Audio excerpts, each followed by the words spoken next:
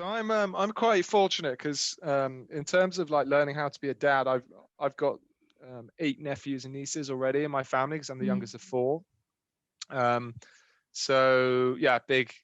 Fernando's got lots of cousins already, but he hasn't met them yet. Any of the English side, and I mean, I read books about it, but there isn't that much out there other than kind of Google search and stuff like that. But there isn't that much actually reading around like how to be like a dad. There's not that many books around. There's so many for the girls, but there's not that much on the perspective of a bloke. So yeah, I read a couple of books which kind of got you up to speed with what your wife is going through, or your lady is going through. But yeah, I mean, nothing can prepare you for the birth, because it's a roller coaster. I mean, it's an amazing experience.